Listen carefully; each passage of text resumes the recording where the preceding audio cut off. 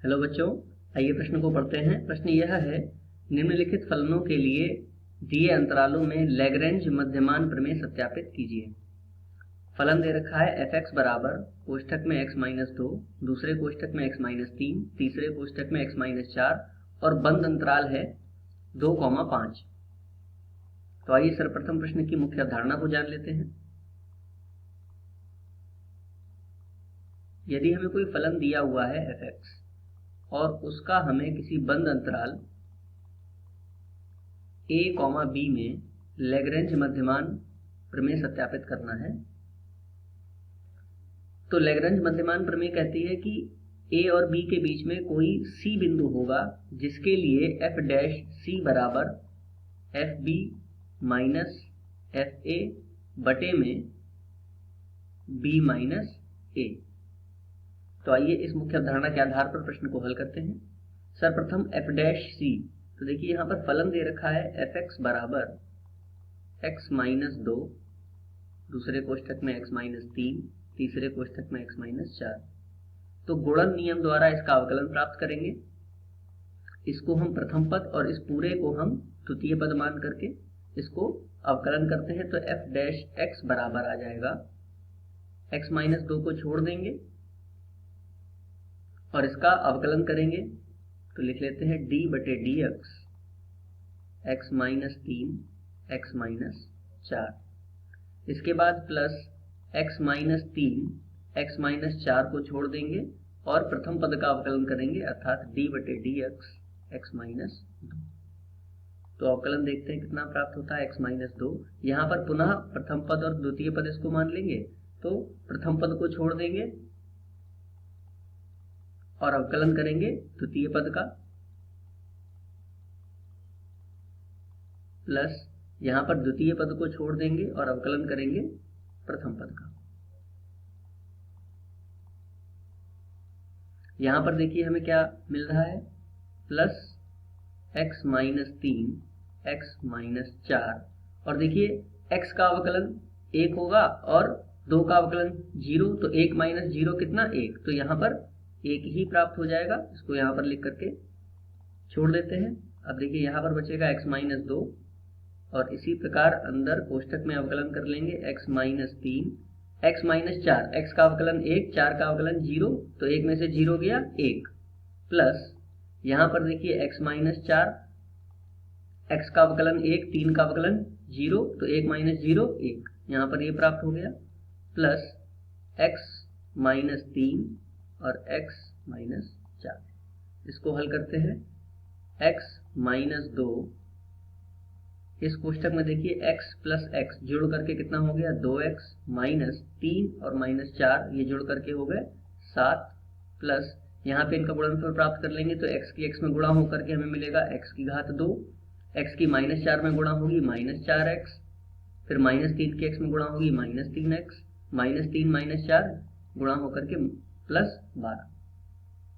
अगले पृष्ठ पर x माइनस 2 की और 2x माइनस 7 की भी गुणा कर लेंगे, जो कि प्राप्त होगी x की 2x में गुणा करने के बाद 2x की घात 2, 2x की घात 2, x की 7 में करेंगे माइनस 7x, माइनस 2 की 2x में करेंगे माइनस 4x,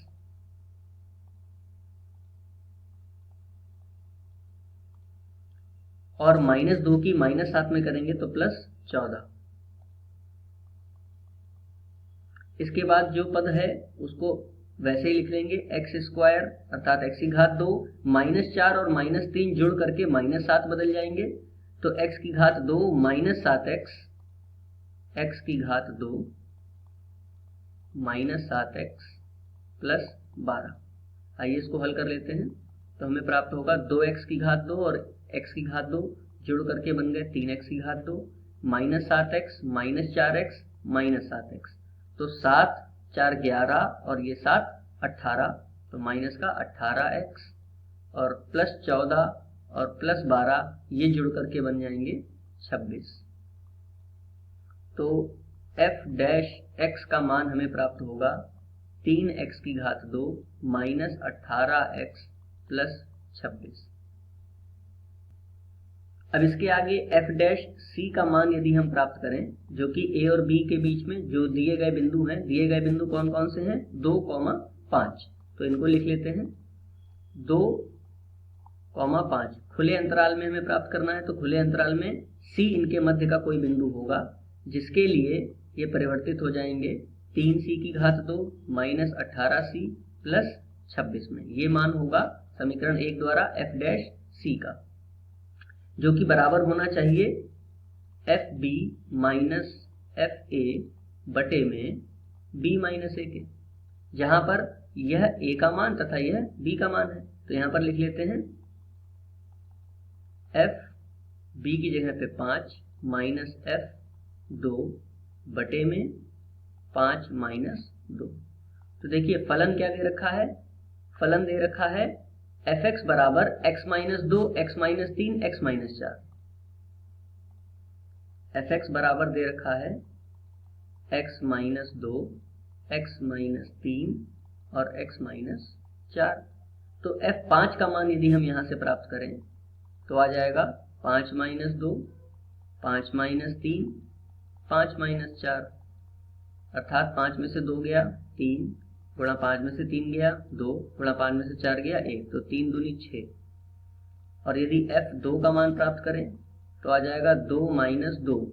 आगे हल करने की जरूरत नहीं है, क्योंकि 2 माइनस 2 जीरो हो जाएगा और जीरो से किसी भी संख्या में गुणा करेंगे तो हमें जीरो प्राप्त होगा। तो यहाँ पे f 5 का मान आ जाएगा 6 माइनस f 2 का मान आ जाएगा 0 बटे में 5 में से 2 गया 3, अर्थात 6 बटे 3, 3 एक कम 3, 3 दूनी 6।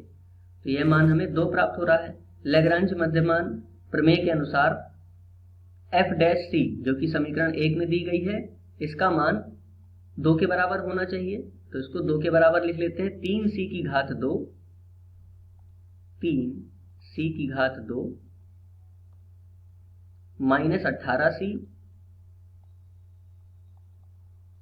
प्लस 26 बराबर होना चाहिए 2 के। सबको बाएं पक्ष में ले आते हैं तो हमें एक द्विघात समीकरण प्राप्त होगी 3c की घात 2 18c प्लस 26 में से 2 ये घट जाएंगे तो बचेगा 24 बराबर में 0।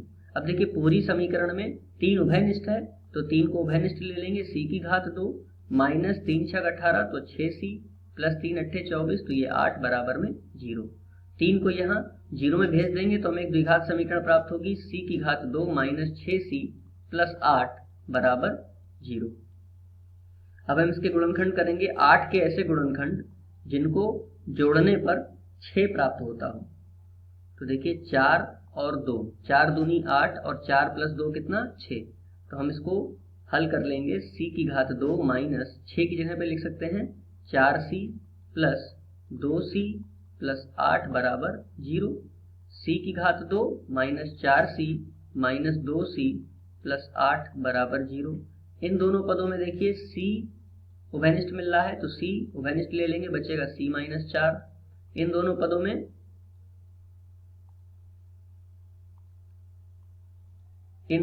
में देखिए माइनस का 2 कॉमन मिल रहा है तो बचेगा c माइनस 4 बराबर में 0।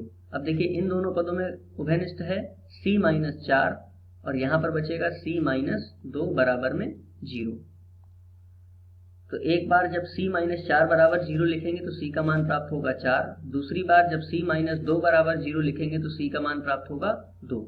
c के 2 मान प्राप्त हो रहे हैं 2 और 4, जो कि दिए गए अंतराल, दिया गया अंतराल कितना है 2,5। तो देखिए यहाँ पर जो 4 है वो 2 और 5 के मध्य में एक बिंदु आएगा। अतः हम ये कह सकते हैं कि मुख्य अवधारणा के आधार पर हमने दिए गए फलन में लैग्रेंज मध्यमान प्रमेय सत्यापित कर ली है। आशा करते हैं आपको समझ में आया होगा। धन्यवाद।